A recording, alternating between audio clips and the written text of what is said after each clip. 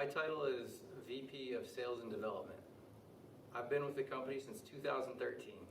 I help run the company along with the production manager and the owner of the company. So I have a strong background in customer service and in business leadership.